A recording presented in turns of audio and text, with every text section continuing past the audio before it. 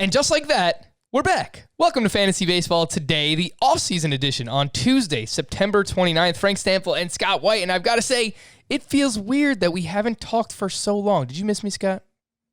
Oh, we missed one day. So, no, I didn't. I didn't have a chance to miss you. Sorry to say. All right, well, I guess I'm on an island. But that's fine because, that's the way it's been like my whole first season. So I'm used to it by now. Today on the show, we've got our 2020 Fantasy Baseball Season Awards. Should we call these something? I don't know. And of course you have the Oscars in real life with the Academy Awards. I was thinking, I don't know. What would the name of it be? Should we call them like the Azers or like the FBTs? The Azers. Although Are these all my awards, or do you have some submissions too? Because the Azers wouldn't make sense if they're all mine. I was thinking too, like the Scotties. The Scotties. Would that make sense? I have this is the second annual awards podcast that we've done. So I guess we haven't gotten around to naming it yet. We'll have to. I don't know. Maybe we should crowdsource that one. Yeah, that sounds like a good idea. Email us, fantasybaseball@cbsi.com. We'll still take your emails. We'll answer some towards the end of some of these shows. So if you have some keeper questions or just questions for the offseason, fantasy philosophy, life philosophy, whatever it might be. But if you have a good name for our seasonal awards, so next year we don't have to do this all over again, let us know. The Scotties, the Azers, the FBTs. If you have something more creative, which is likely, please just let us know. And before we get into those, shout out to Scott, man, for winning Tout Wars, the Mixed League 15-team Roto. That is quite the accomplishment, Scott. Not only did you win it, but you were basically leading the entire season, right? Pretty much. I went into the last week trailing Tim McLeod by 1.5 and was worried I was going to blow it. But there was no room for me to fall in the pitching categories. I had such a stronghold in those 5 categories that others couldn't maintain their leads in the categories they had gained ground in, and so I ended up winning by, I think it was 6 points. So yeah, Tout Wars, big win.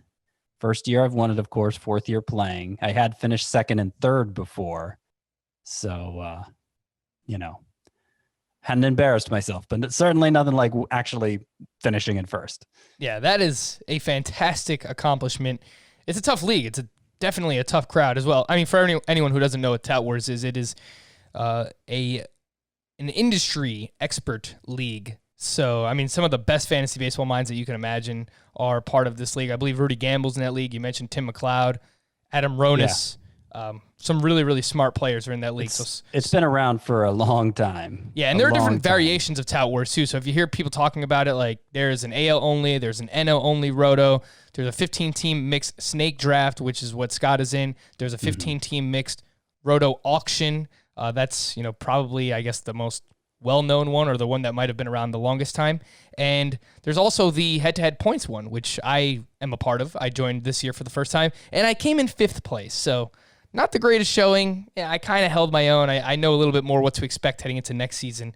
So try to do a little bit better. Try to follow in the footsteps of Scott White, see if I could take down Tout Wars next year. I did manage, however. I only won one of my leagues. I think I had 7 or 8 leagues that actually you set lineups and there's fab and stuff. I had a few best ball drafts and draft and hold leagues.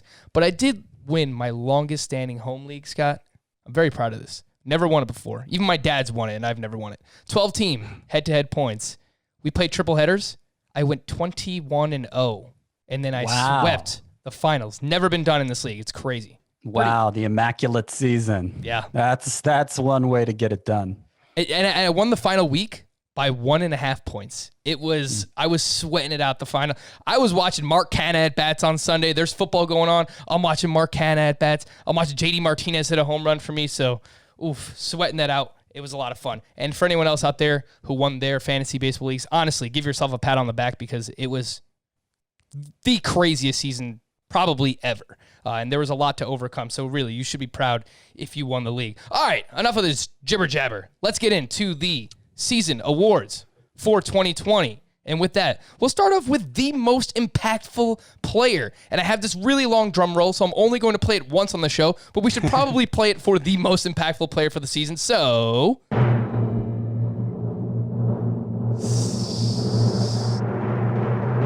Shane Bieber.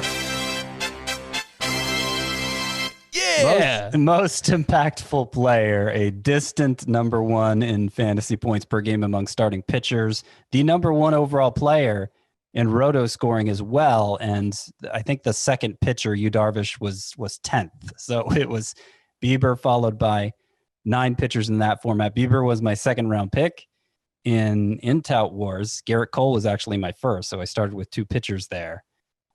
But yeah, there's no doubt he's the Cy Young in the AL. He might be the MVP in the AL. He was just at the most impactful position. He was by far the number one contributor, and that makes him the most impactful player in fantasy. I would venture to say that among league winners, he's probably, I'm just guessing here, but I would guess he would be among the most rostered players on league winners. I actually had him on that league on that team that I just told you about, that head-to-head points league team. So I had him and Garrett Cole, which I think was the same case for you in Tout Wars. So pitching, absolutely getting it done this season. Shane Bieber, 8-1, 1.63 ERA, 0.87 whip, 122 strikeouts in 77 and a third innings pitched. He was the number one overall player in Roto. He had an ADP of the second round. We talked about this a few times already. He's probably going to be a mid-first round pick. I think that is warranted. Go a little bit higher even in points leagues. He'll probably be a top 3 pick overall in points leagues. We'll have arguments over DeGrom or Bieber, but I think those two are very clearly the number 1 and 2 pitchers heading into fantasy baseball in 2021. Scott, the most valuable hitter in 2020 was Luke Voight. And understand that the way I'm measuring value here is the best bang for your buck, what you paid for the player versus what he contributed to you. Luke Voight was, let me double check here. He was barely drafted inside the top 200, 189th overall. He went behind Justin Upton, Willie Calhoun, Brian Reynolds, Chris Davis, so many useless players. He went behind them all on average, and he ended up leading the majors in home runs by 22. Jose Abreu was second with 19. So, 12th overall is how he came out in rotisserie leagues, 12th among all players. It's not like he was a nobody coming into the season, but his draft stock actually fell from last year when he went pretty late too. And, obviously it was a big score for the people who drafted him. Yeah, and shout out to Chris Towers. I know Chris was all over Luke Voigt in the offseason. Even as we were getting closer, he kept pushing him up and said, what's the difference between Luke Voigt and Paul Goldschmidt? Although Goldschmidt was fine as well. He held his own, even with all the COVID complications with the Cardinals. But yeah, Voigt was fantastic. 52 RBI, 51 runs scored. You mentioned the 22 home runs, which led baseball. His ADP was in the 16th round. You mentioned some of the players that went ahead of him. We're looking at this from a pure value perspective. Luke Voigt, it's really hard to argue with that. And he's probably a top 5 first baseman drafted next year, Scott, or like right in that vicinity, I'd imagine. Yeah, I would think so. There were a lot of underachievers at the position, and it's going to be difficult to reconcile those. But Voigt will be in that mix for sure. Yeah, and he finished only behind Freddie Freeman and Jose Abreu. He was Luke Voigt was the number 3 first baseman in both formats, head-to-head points and in roto leagues. Of course, those other names, Freeman and Abreu, were drafted much higher than Luke Voigt. The most valuable pitcher award, a.k.a. Frank will never be more wrong about a player in his life award, goes to Trevor Bauer. Oh, yeah.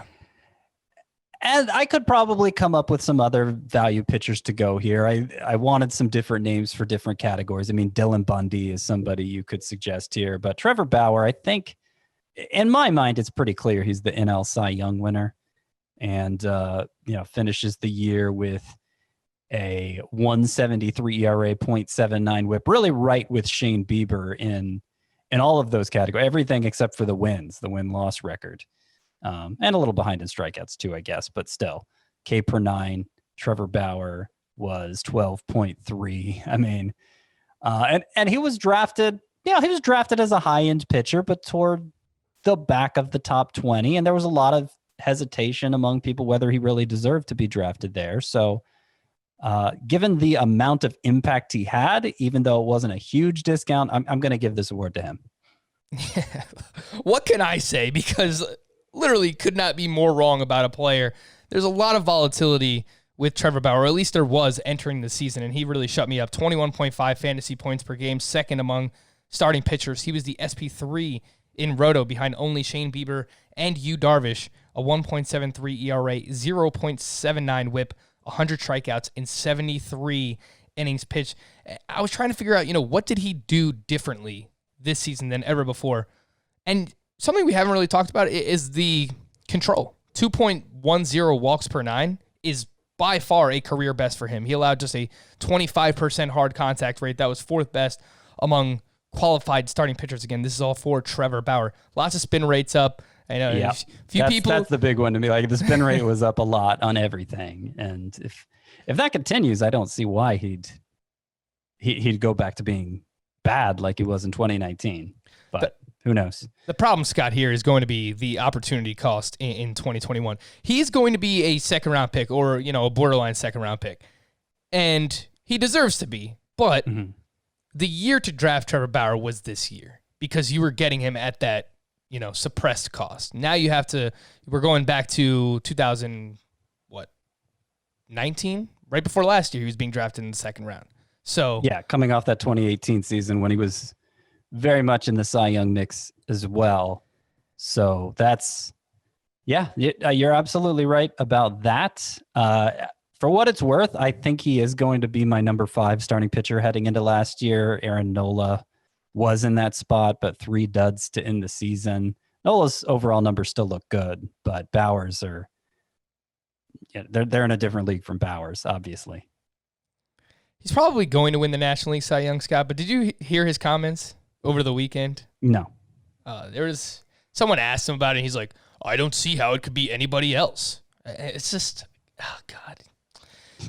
He's so polarizing. You either love his antics or you hate him. And normally I like when players add value to the game, by doing extracurricular things. But I don't know. There's something about Trevor Bauer that just rubs me the wrong way. Most improved hitter, Teoscar.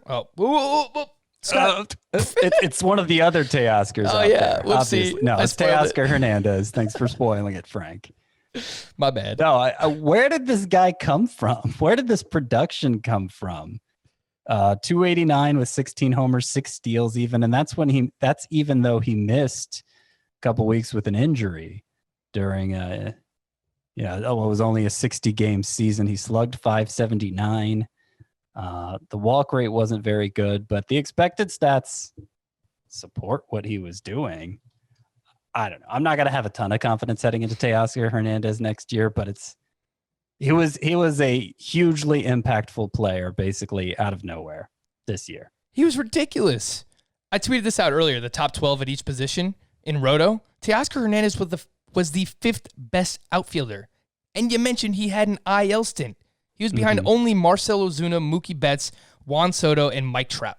289, 16 homers, 34 RBI, 33 runs, 6 steals. So just insane. And you mentioned the expected stats. Hits the ball extremely hard. 93.3 mile per hour average exit velocity, 295 XBA. So basically he even underperformed by a little bit. He had a 579 slug, 613 expected slug. Man, I mean, there's a lot to like, but he's this year's version, and it's not even a full season, so we'll never know, but he's this year's version of, last year's Josh Bell and Marcus Semien, some of these one-year wonders. Is it legit? So that's what you're going to have to ask yourself in the offseason, and we'll deep dive and try and figure that out together. Someone tweeted me asking, what do you think his ADP is going to be next year? And I would say 6 through 8, round 6 through 8, maybe somewhere around there, Scott. I'm thinking like a top 25 outfielder. Yeah. All right. The only other person I thought maybe should have been considered for this, and of course I'm sure you considered a few different names, but Dom Smith came to mind for me for this one. Well, if we can get moving through these, he'll have his own category. True story. Scott sent me this about an hour before we started recording. And there's like 40 different awards on here. There's 40 awards. We're going to try and get through as many as we possibly can. I got a little carried away. Nah, it's fine. You're having fun I with had to narrow it down to 40. We're having fun with it as well. All right, most improved pitcher. Who do you got here, Scott? Corbin Burns. Again, this is a category that could have gone to several players. Dylan Bundy, he was the first name that came to mind for me. But Corbin Burns, when you consider as he had an 8.82 ERA last year, and then it was 2.11 this year. He became kind of a dark horse candidate for the Cy Young Award at one point, and just really, really found his groove as a starter. That's clearly the most improved guy. Probably going to be a top 20 starting pitcher off the board next year, provided he's at full health. He had an injury at the end of the season, but I don't think it's the sort of thing that's going to impact him heading into next season. And those Brewers are in the playoffs, so I'm not sure how that's going to work out with Burns if he's going to be available. Oblique strain probably won't be available for their 3-game series, and we'll see if they continue after that. But yeah, great year for Burns, most improved pitcher. Yeah, you mentioned he had an 8.82 ERA in 2019. This year he finished with a 2.11, a 1.02 WHIP, 88 strikeouts, and 59 2/3. I think the next step in Corbin Burns' progression as a pitcher is just pitching more efficiently and not having as many 3-2 counts and not walking as many, and again, just pitching more efficiently, trying to get through 5, 6, maybe even 7. I think that's the next progression for Corbin Burns. And this is one of those where you just really trust the process, because we mentioned his name a few times as a real deep sleeper heading into the season, just because the underlying numbers for him were so good last year. Swinging strike rate, xFIP, and that's why you use some of these tools to try and figure out who was unlucky, who wasn't. And Corbin Burns definitely was one of the more unlucky pitchers in 2019. He righted the ship in 2020. Most improved mid-season edition. Who do you have for this one, Scott? Alberto Monteci gets an award here, as much as I hate to admit it. So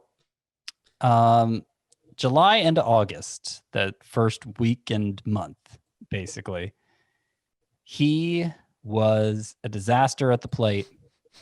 He hit 186, no home runs, did have 8 steals, but 451 OPS, not slugging percentage, 451 OPS through August 31st. And then in September, just blew up, hit 356 with 6 home runs, had 16 steals at 1075 OPS, was amazing. His last 5 games were multi-hit games, 4 steals and 2 home runs during that stretch. Salvaged his season line. He ended up hitting 256 for the season with 6 homers, 24 steals, and a 60-game season. I mean, that's pretty remarkable for Mondesi. Now, in that second month, in September, strikeout rate was still terrible. The line drive rate was still pitiful. I'm not really sure why he had so much success, but it's not the first time we've seen him do this kind of stuff at the plate, and we know he can run. He's going to be a pretty high pick next year.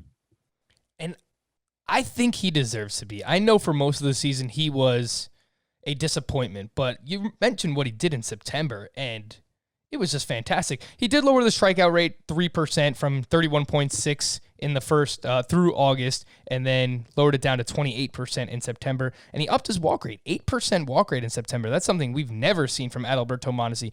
If he can just maintain, anywhere like 6 to 8% walk rate, that would be fantastic for his overall value. Get on base and could steal more bags.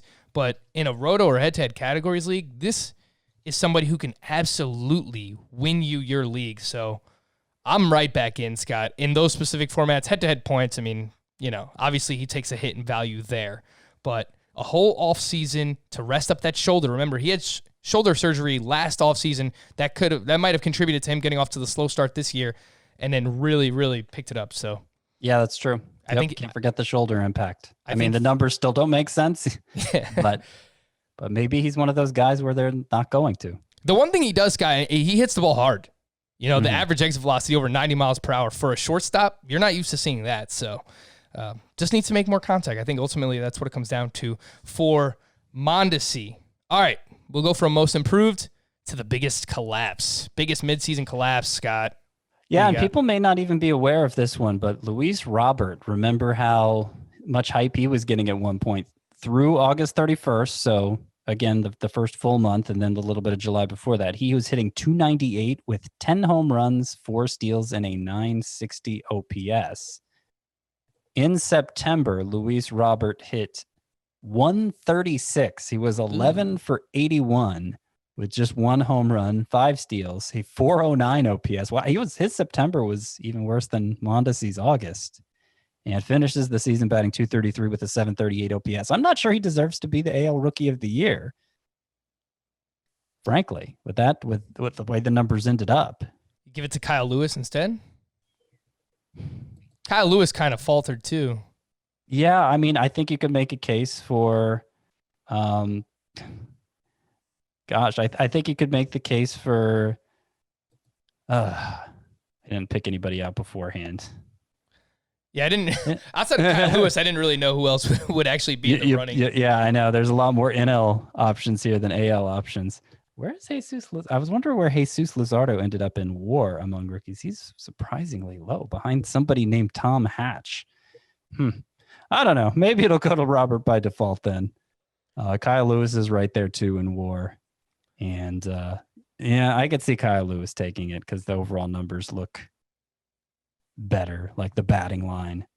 But we got a category for him too, so we'll get to that. Yeah, this September was very bad for Louise Robert. You mentioned it, 136 batting average. The 1 home run he hit, that was his only extra base hit in all of September, so didn't hit a single double or triple or anything. And 34% strikeout rate in September, and a 27% infield fly ball rate. So just everything going wrong for him during this final month. His 22% strikeout rate overall for the season, swinging strike rate, led all qualified hitters. That is an issue. So some things he needs to clean up in the offseason. We'll see, how he looks heading into spring training. Hopefully he works on those things. But as of now, I'm getting serious Javier Baez vibes from Louise Robert, although he does walk a little bit more than Javier Baez. But yeah, those strikeouts are legit. Scott, any consideration for Fernando Tatis here? Yes, there was. But Louise Robert was more extreme. And Tatis, I mean, it's hard to say he collapsed because the final numbers are still amazing. But his September was pretty rough. If I could pull up those numbers real quick. Fernando Tatis in September hit 208. I have it here, Scott. 208. Okay. 21% strikeout rate. So it really didn't strike out all that much. No, he didn't. But a 52% ground ball rate. The one thing that stood out to me for Tatis month-by-month production is every month his ground ball rate went up and his fly ball rate and line drive rates went down, which is not what you want to see from Fernando Tatis. So, but I'll certainly bet on him if he retains a strikeout rate below 25%. I mean, that's going to be a good scenario for him, even if it didn't work out for him in September. He impacts the ball so hard. We're talking a 95-mile-per-hour average exit velocity for Fernando Tatis. So I think most people will still be on Tatis as like a top 5 pick heading into next season. And if you're like most people, you have a balance on your credit card and a higher rate of interest than you would like. Why not turn those balances into one monthly payment at a lower fixed interest rate and start saving money? Lightstream's fixed rate credit card consolidation loans start at 5.95% APR with autopay and excellent credit. The application is 100% online. You don't even have to leave your house to apply. You can get a loan from $5,000 to $100,000, and there are absolutely no fees. Seriously, credit card debt is no joke, can be really, really tough to deal with.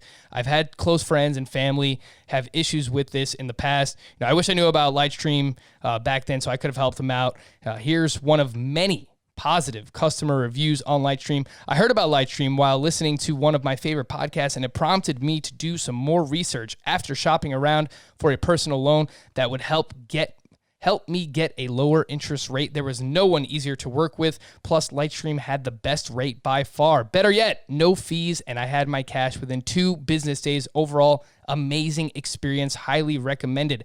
Our listeners here on Fantasy Baseball today can save even more with an additional interest rate discount. The only way to get this discount is to go to lightstream.com/strike. That's LIGHTSTREAM betterhelp.com/strike, STRIKE. Subject to credit approval. Rate includes 0.50%. Auto pay discount. Terms and conditions apply, and offers are subject to change without notice. Visit lightstream.com/strike for more information. Scott, you have an award here called the Bobby Big Bat Award. What is that? What does this mean? It's specifically home run impact for a low cost, major home run impact for a low cost. And it's got to go to Adam Duvall. Homer. 2-3 homer games. Homer. 2-3 homer games. He finished tied for, let me see here, tied for 7th in home runs with 16 and was free. I mean, nobody wanted him coming into the season. It's not like he for sure had a job. He kind of forced his way into the lineup regularly because he wanted to slow down. And look, he's not a great hitter. He ended up hitting 237, a 301 OBP. I mean, that's always who he's been, but he's always been a guy who can put the ball over the fence with regularity when it gets hot. He had 230 homer seasons for the Reds, and that was before the home run explosion, really. And I suspect he'll enter next year with a starting job and might have some value then, even if it is on the low end as a category specialist type. Yeah, maybe in a roto league, your 4th, 5th outfielder. I think most people are going to think the way that you just kind of laid it out, and they're not going to actively be seeking out someone like Adam Duvall. But hey, cheap exposure to one of the best lineups in baseball, maybe the best lineup in baseball. So if you can get him super late in your drafts, no one else believes in him, I guess that makes sense. But it feels like we've been here, done this with Adam Duvall before, but definitely contributed with a few of those 3 homer games. Ridiculous. The Freddy Fleetfoot Award, Scott. I guess this is the opposite of the Bobby Big Bat Award. Yeah, it's the stolen base version of the home run award. The idea is low cost steals, like it is low cost home runs. The problem is you don't get a lot of that so much these days. And when you do, like, I could give this to somebody like Roman Quinn, who was 12 for 12 in stolen bases, but he hit like garbage and probably didn't want to use them anyway. So I'm going to give it to Alberto Monteci because his 24 steals, 4th place in stolen base was half that. Like 2nd place was 2/3 of that. He was so far ahead of everybody in stolen bases in a way people could actually enjoy. And, for as little impact, like he single-handedly won you that category probably with that total. I mean, I'm not saying everybody who had Adalberto Mondesi for sure won stolen bases, but they didn't lose it with those 24. So yeah, he's a dual award winner here: most improved midseason edition and the Freddy Fleetfoot Award. Yeah, he actually finished as the 7th best shortstop in Roto. Again, this is Adalberto Mondesi, and according to his Roto rank on CBS, where he finished top 30 hitter, top 30 player overall, Scott. He was the 28th best player because of those 24 steals. And look, I didn't get much right heading into the season, but the one thing I said is once we had this abbreviated season in Roto leagues, if I play in an auction or even a draft, I mean, I was actively seeking out if I can get Trey Turner in the 1st round or if I can get Mondesi in the 4th round or whatever it might be, $20 in an auction.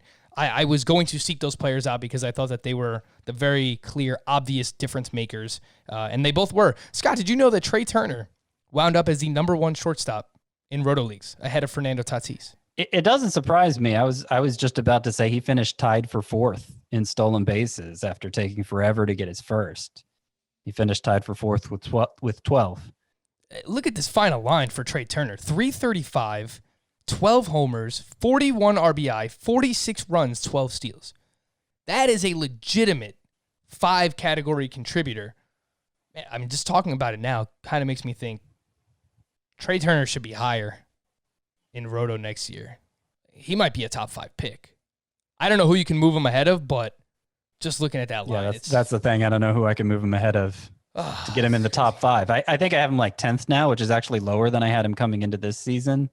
It's less about him, obviously, than what I feel like is an increased urgency for starting pitcher and And the fact that Christian Yelich and Cody Bellinger. I know I have Trey Turner ahead of Bellinger, but not Christian Yelich. Yeah, we might have to make that swap in the offseason. Don't worry, Scott. We have time. You, the real MVP. Who wins this, that's Scott? one. I don't want to go too deep into it, but I just wanted to throw some love Marcell Ozuna's way. Homer. Because nobody's really talking about him for the MVP award.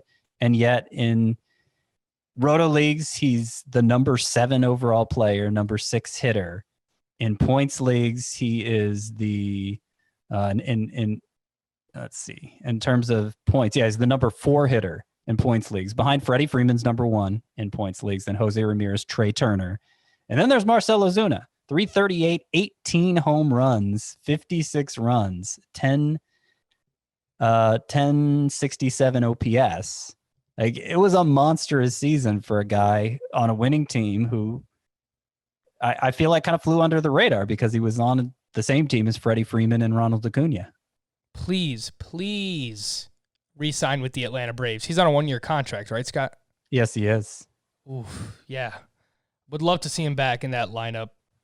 Fantastic season. And this is another one, like, not to the same extent as Corbin Burns, but this was a trust the process. The expected stats last year were much better than the actual stats for Marcell Ozuna. Wound up hitting 338, 56 RBI. He was the number 1 outfielder in Roto Leagues, and he had 10 more RBI than the next closest outfielder, which was Mike Trout. Mike Trout had 46 RBI. Marcell Ozuna had 56. The number 1 outfielder in Roto with 0 steals. That just tells you how valuable he really was. It's interesting that you use that phrase, trust the process, because I do have an award, Mr. Trust the Process. And it was more in season than from one season to the next. It's Louise Castillo, who, remember, people were worried about him at the start of the year because he kept having bad starts. He had a 4.76 ERA after 3, a 4.10 ERA after 7.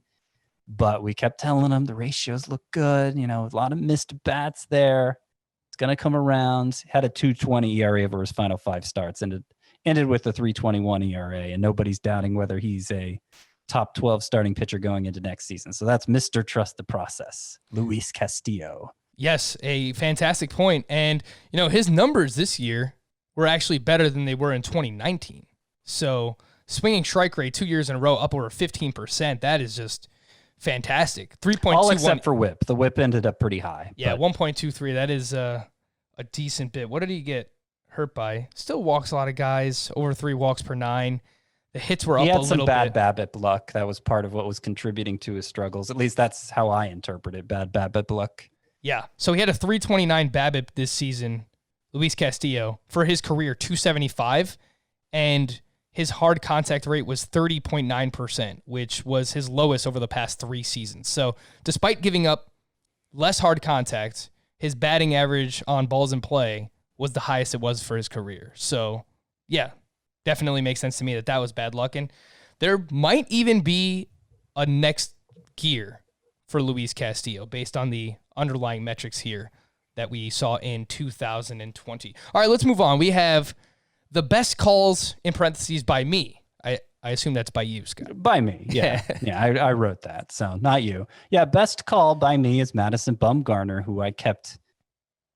When talking about my bust candidates, I always put him first and foremost with that move to Arizona. I was not anticipating a drop in ERA on top of what he had already lost.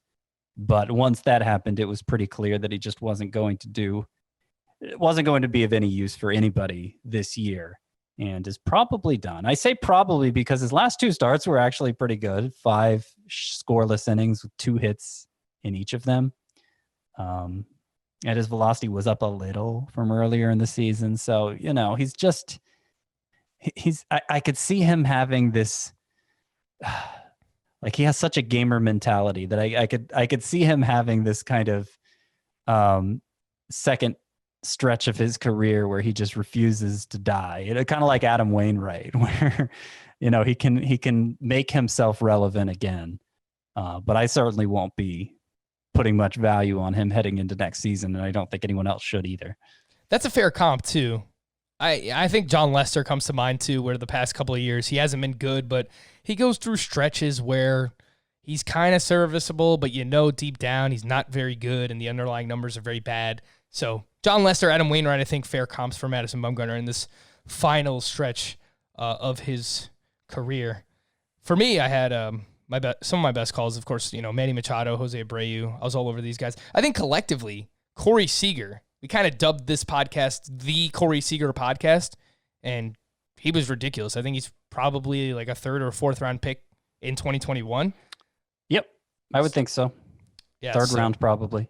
And then a few that I had in the bus column that I got right: Jose Altuve and Chris Bryant. Jose Altuve, I've got to dive in a little bit more. I'm not ready to say that he's just done, but we might be getting close to it.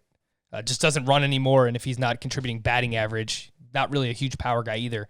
I don't know how much Jose Altuve is going to help. Still a really good lineup in the Astros, although you wouldn't be able to tell based on their collective effort this season. And then Chris Bryant, it's just the injuries just continue to rack up. He did kind of finish the season strong here over the final weekend of the season. He hit a few home runs, but man, Altuve and Chris Bryant, worried about those guys moving forward.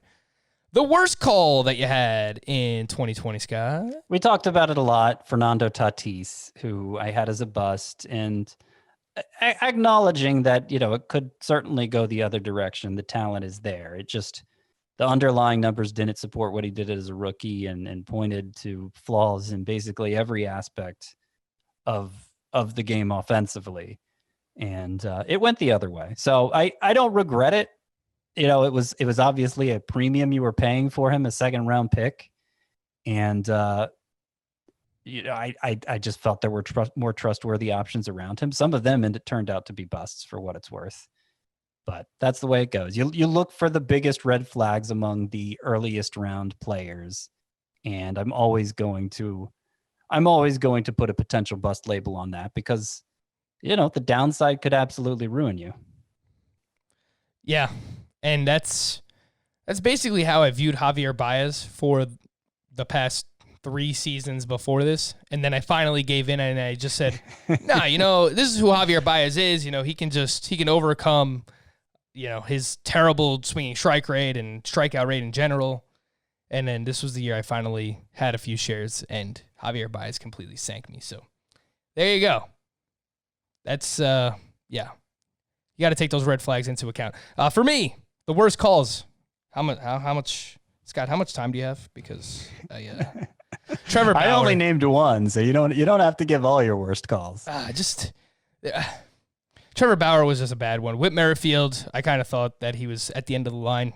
Proved me wrong. Frankie Montas, final start of the season, 13 strikeouts. Where was that all year? For most of the season, he was not good. Rich Hill, he really wasn't great this year. Last couple of starts were okay, but he was hurt.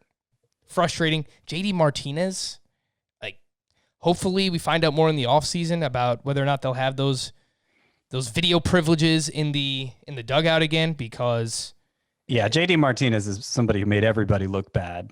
Yeah. Because there may be somebody on the record as saying he was going to drop off, but it would have been hard to make a convincing argument for that. Yeah, JD Martinez, one of the most disappointing seasons in fantasy baseball this year. We're going to take a break. Just a reminder to check out all the other CBS Sports podcasts that we offer fantasy football today, of course, with Adam Azer, Heath Cummings, Jamie Eisenberg, Dave Richard, Ben Schrager, Chris Towers appears on there. I was on last week. They had a little FFT mailbag last weekend, so make sure to check that out. We have Pick 6 with Will Brinson and one of our newest podcasts, All Things Covered, featuring Cardinals cornerback Patrick Peterson and former Pittsburgh Steeler Bryant McFadden. Head on over to cbssports.com/podcast to find out more information, or just search in whatever app you use to listen to your podcast, on Apple Podcasts or Spotify, Stitcher, wherever you listen. You can find all of our CBS Sports podcasts there. All right, we're going to take a break. When we come back, we have a lot more awards to get to. How many will we actually talk about? I wonder. We'll do that here. Fantasy Baseball Today. Scott just informed me that we have 27 more awards to get to in the next 20 minutes, so we will try starting right now. Thanks for making everyone look good. Who do you have here, Scott? So this award went last year to Shane Bieber. It's basically everybody in the industry is in on this guy, and he actually delivers. Zach Gallen is the recipient of this award this year. Other names considered include Kenta Maeda and Dinelson Lamet. So we were really hitting some of those few breakout pitcher candidates this year. Yeah, Gallen and Maeda for sure. I know a lot of people were on them. Some people were off of Dinelson Lamet. Max Fried might be in this category as well. I know a lot of people liked Max Fried, and for the most part was fantastic this season. So Gallen, Maeda, Fried, Lamet, those are your breakout pitchers. Looks good to me. Thanks for making everyone look bad, Scott. Paul Goldschmidt. Maybe not everyone was out on him, but I know you were. I know I was. Oh, yeah. Like it looked like his bat was slowing down. Big drop in batting average on fastballs last year. And he came roaring back in a way that actually he underachieved a little bit in the power department, especially according to the expected stats. But he ended up having a good year nonetheless, and deserves to be a top 10 first baseman next year, I would say. Yeah, I think that makes a lot of sense. In 58 games, 304 batting average, 6 homers, 31 runs, 21 RBI for Paul Goldschmidt with a 27% strikeout rate. A big contributor to his success was lowering his strikeout rate. 18.6% strikeout rate was a career best for Paul Goldschmidt. So that was huge for him bouncing back. You mentioned only 6 home runs. He slugged 466. Expected slug was 513. Last year, expected slug was 517. The year before, 538. So, his numbers expected stats were basically in line with what they usually are. All right. Something left here for Paul Goldschmidt, 33 years old. Might have 1 or 2 more really good seasons left in him. Let's see what happens heading into next season. The fake out of the year, pitcher edition. What does this mean, Scott?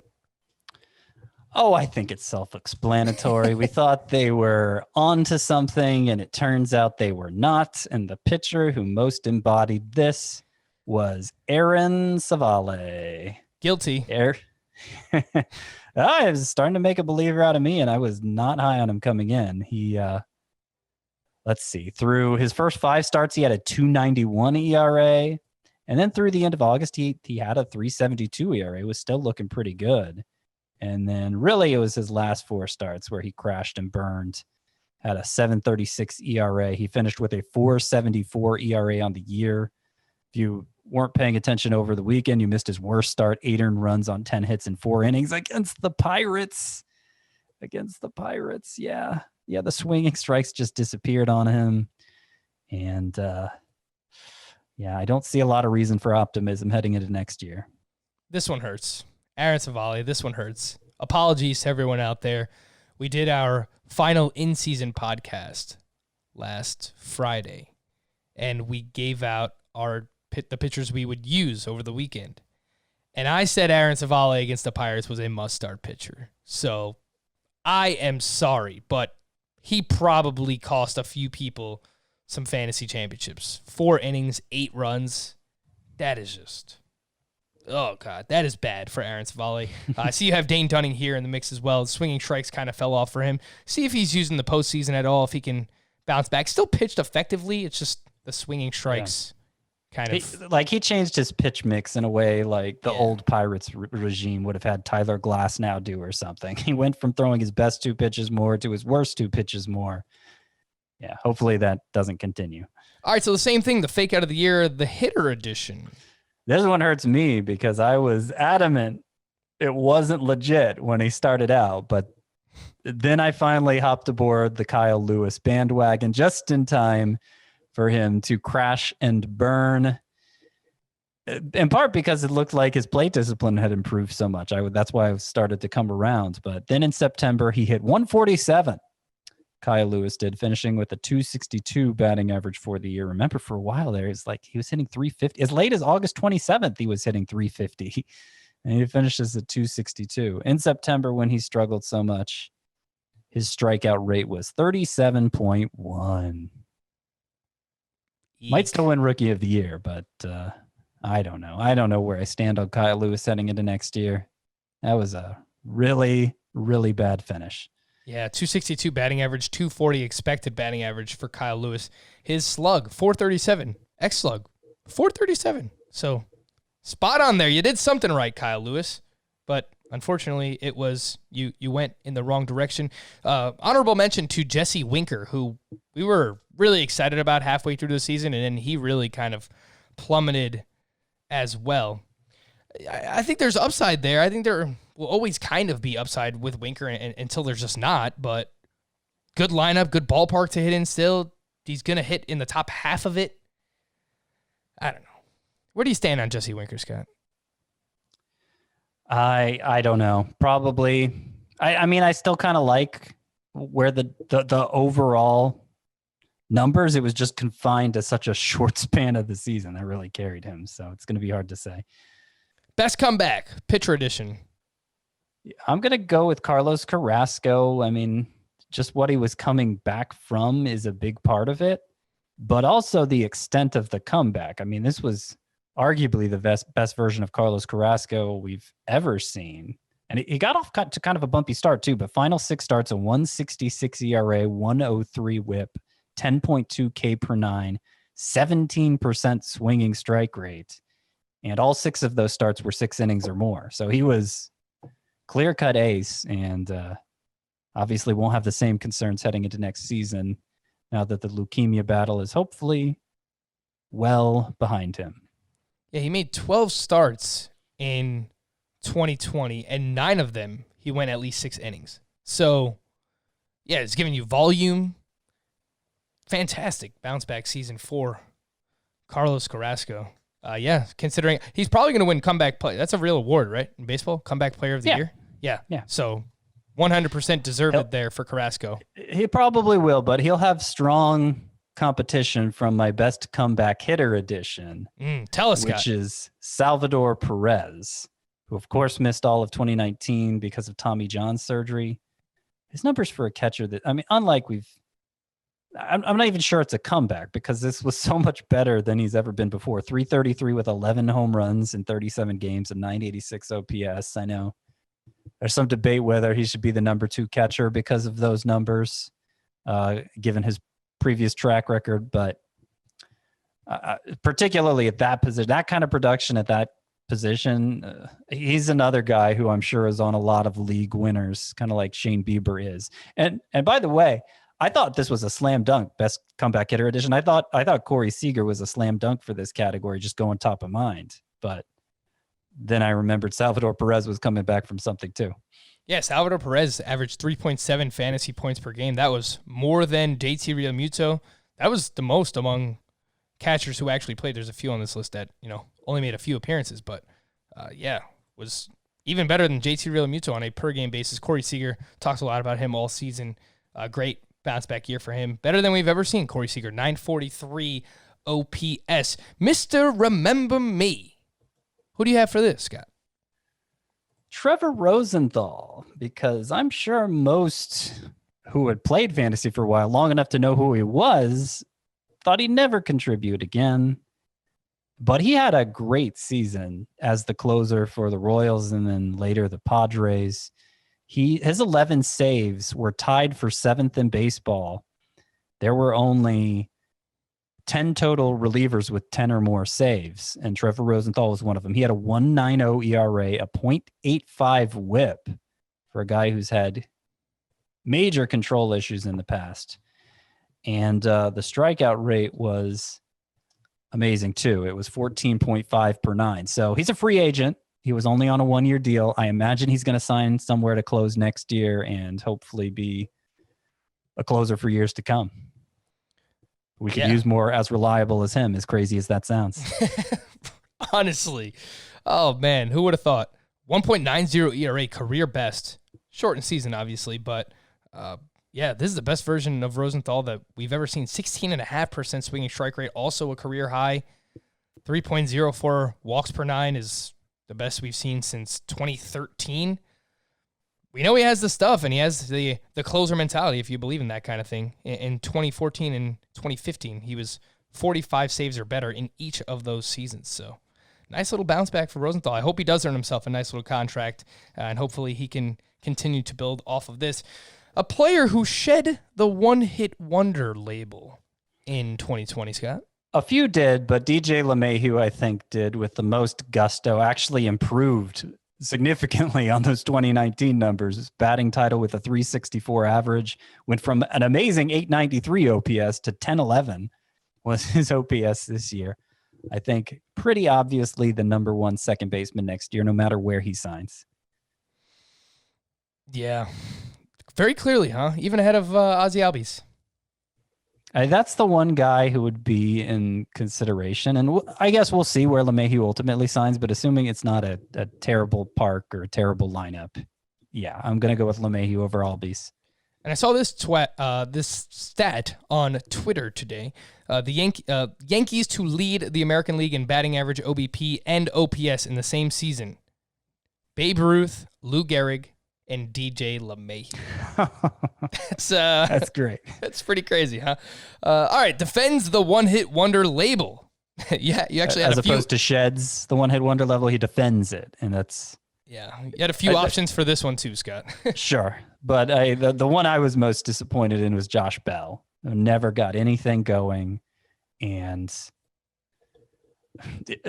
surprisingly, because he struck out a ton, which was something he'd never done at the major league. Like he was a weak hitter who at least put the bat on the ball a lot before last year's breakout, and it was his best year in terms of it was his second best year in terms of hitting the ball hard, obviously second to last year, but the strikeouts were not where we're used to seeing him, and he just never got it going.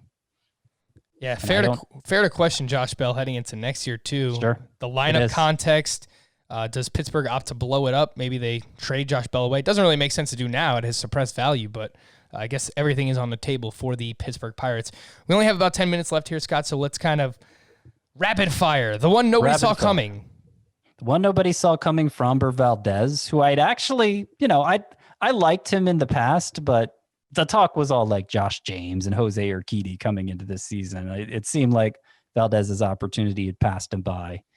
Clearly not. He finally put it all together, got the walks down enough, was by far the best ground ball pitcher, and with a good number of strikeouts too. Mr. Yawn and move on.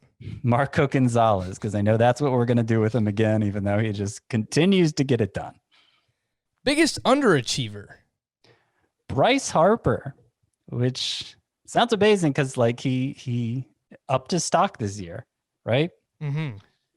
And yet his expected stats were better than even his MVP season. He had only 268. His expected batting average was 307. He slugged 542. His expected slug was 657. That's like a difference of 135 points. Like, for as good as it was, it seems like it should have been so much better. And by the way, Corey Seager also fits into this category. Like, makes you wonder just how high the ceiling is for both of these players right now.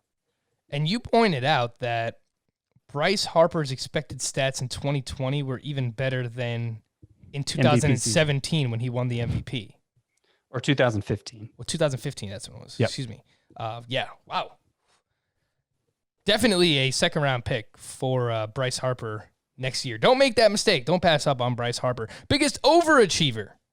Chris Bassett, who finishes the year with a 2.29 ERA somehow. His xFIP is 4.49. And curious what his xERA is. That's the StatCast one. If I can open his page real quick, it is 3.78. So not as big of a difference, but still a lot worse than 2.29. The biggest prospect payoff. You have quite a few options here. Yeah, I wanted to go with Alec Baum because he was somebody I was pitching a lot. But I ended up going with Ian Anderson, who made a big impact and a much-needed impact at starting pitcher down the stretch. In his 6 starts, a 1.95 ERA, 1.08 WHIP, 11.4 K per 9. And I was doubting him coming up. So he made me look bad. Yeah. Ian Anderson. How do you feel about him I assume he'll be the SP2 in the wild card round, Scott? Yep. You're not feeling good about the Cincinnati Reds matchup. I mean, the Braves are clearly the Reds pitcher clearly outclasses the Braves pitcher in all 3 of those games. So I know it's going to be another first round exit, and everybody's going to be mad and write off the Braves forevermore. And I'm wearing my Braves jersey today, hoping it'll bring them some good luck. But don't count them out yet, Scott. The one thing I've noticed is that you and I are the biggest pessimistic fans of our teams that I know. Like you're like doom and gloom for the Braves. I don't think that. I think Yankees are going to lose to Cleveland as well in the first round, going up against that the Braves have been staff, to a lot of playoffs since 2001. They have not won a playoff series since 2001. All right, Scott, the biggest prospect tease in 2020. Nate Pearson, who I was hyping to the hills. I'm sure a lot of people were, and just did nothing. Then got hurt. I mean, certainly Dylan Carlson fits into this category to a degree. Could go with somebody like Gavin Lux or Joe Adell, but I like this more for a midseason call up like Pearson. I mean, Lux was a midseason call up too, but we had seen him before. Yeah, quite a few letdowns here. Carter Keyboom, I don't know what to make out of him. I think he's still too young to just say he's not good, but I think we're getting close. And then Joey Bart, I don't think that he had enough yet, but certainly was not great for the San Francisco Giants. I was about to say 49ers. The quietest breakout in 2020. Kevin Gausman, who I mentioned a few times as being the quietest breakout. His swinging strike rate was elite. His K per 9, it was almost 12. Like, he was a bat missing phenomenon. Like we had always hoped to see from him, but he never came close before this year. And it's like nobody cared. The Gonzo Award for biggest weirdo. Oh, come on. I wanted the quieter than quietest breakout. There was the quietest breakout and the quieter than quietest breakout. Yes. Was Drew Smiley, Kevin Gausman's teammate, who had another great start in the final weekend.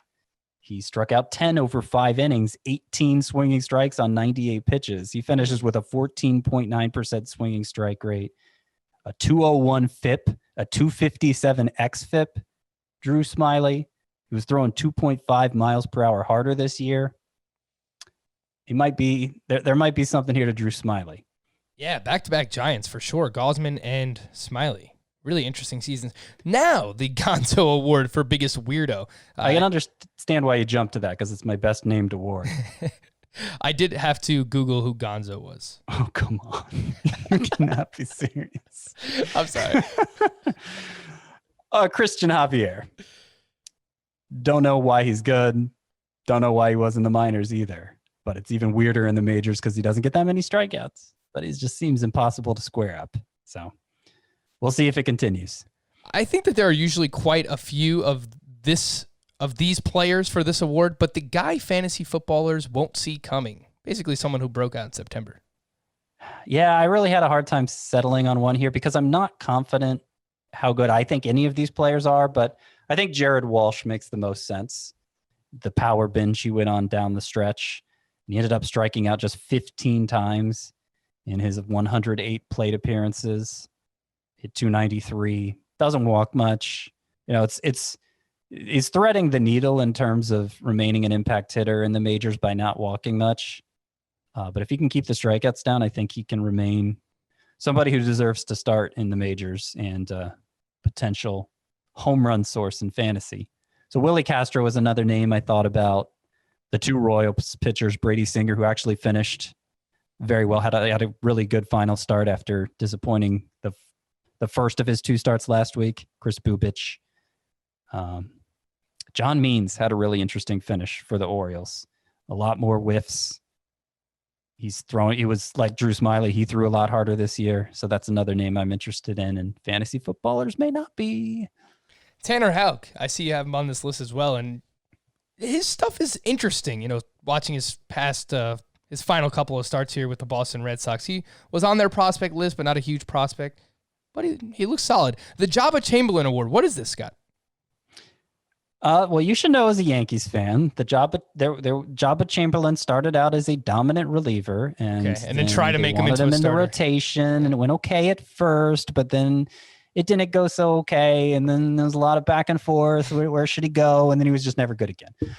Seth Lugo, who it was kind of the opposite of Brady Singer. The first start last week was great. The second start was a disaster. 2 of his final 3 starts were a disaster. And so I'm sure Mets and Mets fans are wondering, what should Seth Lugo be for them next year? I don't know the answer. He showed some potential as a starter, but of course he was a lights out reliever. We'll see. Hopefully he does not go down the same route as Jabba Chamberlain. It's not as bad as it looks. Christian Yelich. And we talked about that a lot over the course of the season. Obviously, the strikeout rate was way up, and I do think there was some bad BABIP luck. But in terms of quality of contact, it was still very high. And I don't suspect the strikeout rate would have lasted all season long. So I really think Christian Yelich is fine. It's why I still want to rank him ahead of Trey Turner going into next year at this point. But we'll see. By the way, the pitcher version of Mr. It's Not As Bad As It Looks would probably be Jack Flaherty for me. That's who I originally slotted in. But Yelich is the answer. Yeah, as long as Jack Flaherty is not pitching in Miller Park.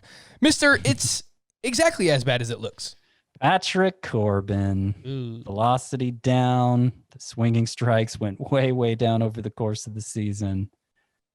It's such a weird year that I don't want to bury him yet. Maybe he'll come roaring back next year, but I definitely want him he has to come at a discount next year. Might be in my top 40 pitchers. I'm not sure. The Middle Relief Miracle Award goes to... Yeah, it's the first year for this category. It goes to Mr. Devin Williams, who was the third best relief pitcher eligible player in Roto Leagues. Actually, the second best true reliever behind Liam Hendricks. He finished ahead of all the closers but one. He had a .33 ERA, a .63 whip, 53 strikeouts in 27 innings. That's almost 2 per inning for Devin Williams. He was the best reliever on the Brewers last year, which is really saying something given who else is in that bullpen. 22% swinging strike rate for Devin Williams, 17.67 K per 9, 61% ground ball rate. His changeup is filthy, and he might be the NL Rookie of the Year. I don't understand his rostership. I don't think ever reached 40%. And I understand why points leaguers didn't want anything to do with it. But how could he not start in any categories leagues with the amount of strikeouts he was getting and the volume he was pitching for a reliever? I know he was a fixture in a couple of mine, including that Tout Wars team that won it all. The Delicate Arm Award. Yeah, Walker Buehler. Just how the Dodgers were always handling him with kid gloves to the point that it really became an issue in a shortened season like this one because he never really got stretched out. It seemed like they never really wanted him stretched out. Like they were just saving him for the playoffs the whole time. And it makes me worry about how they're going to handle him next year. Blake Snell gets an honorable mention here. Never went 6 innings. Not a single start. Let's see if Walker Buehler can get stretched out a little bit more in the postseason, although usually teams have a quick hook there as well. The Delayed Breakout Award. Some Dominic really awesome Smith. names here. That's the one. I told you he was coming up. Dominic Smith, I think, pretty easily claims this award. Former top prospect, former 11th overall pick, I think. And it looked like Pete Alonso leapfrogged him, and he'd never get his chance. But then the DH came to the NL, and Dominic Smith had a much better year than Pete Alonso. So they'll definitely have a spot for him next year. Honorable mentions, Clint Frazier, Ian Happ. Dom Smith was a top 5 first baseman in Roto Leagues as well this past season. Mr. Look Who finally decided to show up. So I wanted to go with George Springer here, who had an amazing finish, and his final numbers turned out to be very much like we hoped for from George Springer. But Frankie Montas, in dramatic fashion, his final start of the season, 6 innings, 0 earned runs, 13 strikeouts on 20 swinging strikes. That was his first good start in 7. So I'm not sure what to make of it. It was against the Mariners, but it was good in every way. Apparently, he stopped thinking so much and was pitching with anger. That's what his manager said. He said he was kind of in his head all year. I don't know. The splitter ended up with a good whiff rate and a decent usage rate for the year, but it got hit pretty hard. So I don't know that it was really ever there for him. It got 5 swinging strikes on 17 splitters in this one. So, he'll rank even lower than Patrick Corbin for me, Montas will, but he did finally show up. Yeah, when no one had him in the lineup either. That's a new stat category on StatCast or Fangraphs. The expected anger or anger rate. It's like, how do you quantify that? He just went out and pitched angry. Okay, why didn't you just do that all season? And it all comes full circle, Scott. I'm so happy that we saved the best for last. The final award of the show for 2020 goes to the We're Doing This Again, Aren't We? Joe Musgrove, just for you, Frankie.